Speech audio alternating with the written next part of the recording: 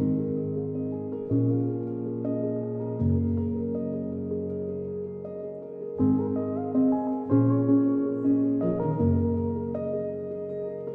the early days, we went to the school at that point to ask for additional help, because by that point we'd eventually found out that he was on the SEN register.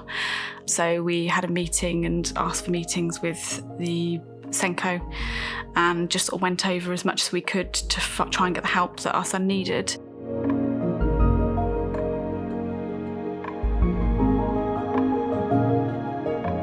He soon realised that actually bullying was taking place. He'd come home and say that he'd been hurt, kicked and punched. One particular day he was so upset that he didn't want to go to school that he said, "Please don't make me go back to that place." And he was standing next to the draining board at the time, and he picked up a knife and just said, "I'd rather cut myself so I can go to hospital so I don't have to go to school." We then thought, we have to do something about it. He's not happy here. We need to find out what his needs are.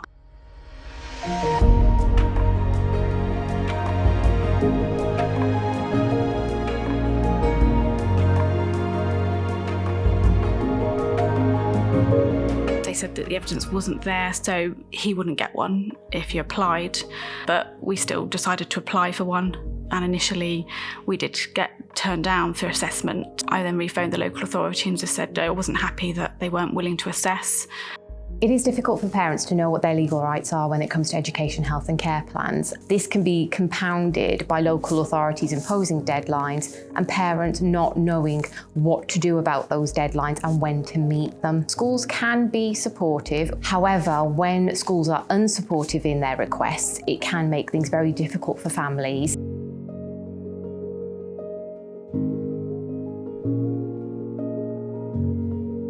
I feel we need support at this point because we just had to get through loads of hurdles up to this point, and we just want professional advice, really.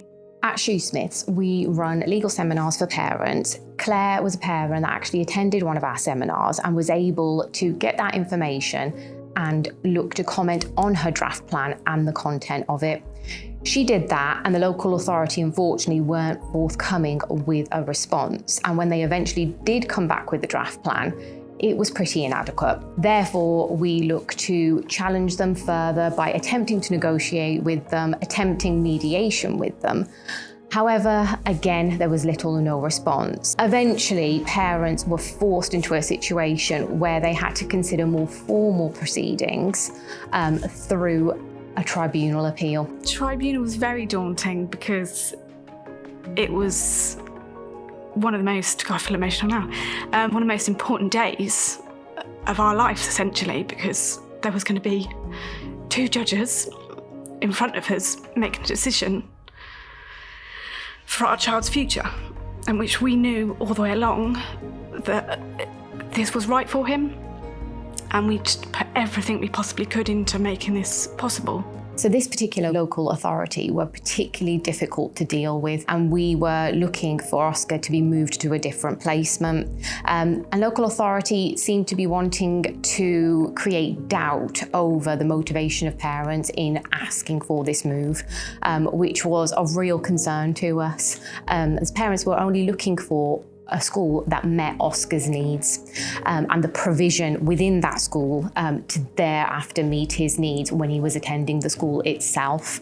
The biggest issue the local authority had with the placement that we requested was obviously cost. It was a significantly expensive placement because it was an independent placement, and the local authority were opposing it on that reasoning, which is why we then had to further challenge it to be able to set out how the school were able to meet need.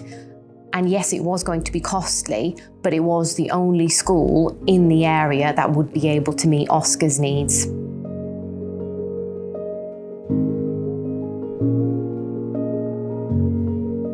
It was very stressful because obviously we'd sold our family home, we were living in a caravan. We've been going through this EHCP process, which is meant to be inclusive to the child, the parents and the local authority. And at that point, we didn't feel it. All we had was a son at home screaming, saying either want to self-harm or jump out the window. And it was miserable.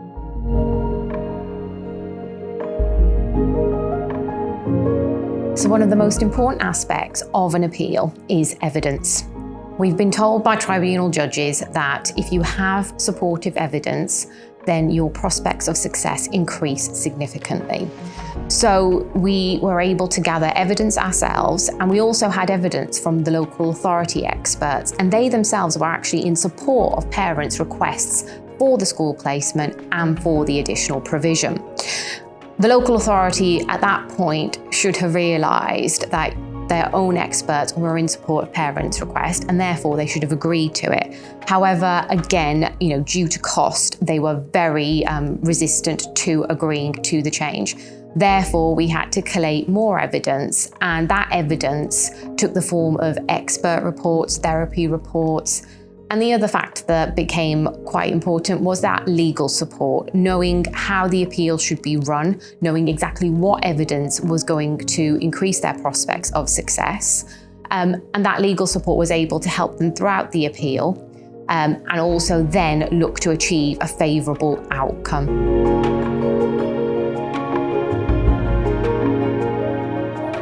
Much more better. I don't get bullied and the teachers look after me. The lessons are good.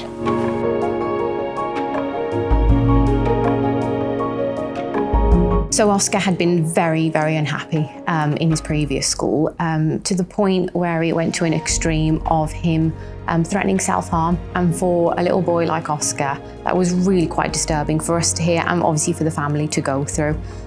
So when we went through these appeal proceedings, I'm happy to say we were successful, and we were able to get him into the school that he wanted to go to, Unicorn School, which, as I said, was an independent placement. However, we were able to secure that outcome through the appeal, and it was funded by the local authority. And we've also made improvements to his EHC plan so that he's got additional provision at that placement, and I'm happy to say he's doing very, very well. And family are very, very happy, and we do keep in contact. And Claire does know that anytime she needs us, she can come to us, and we've assisted her along the way already, and we are more than happy to help.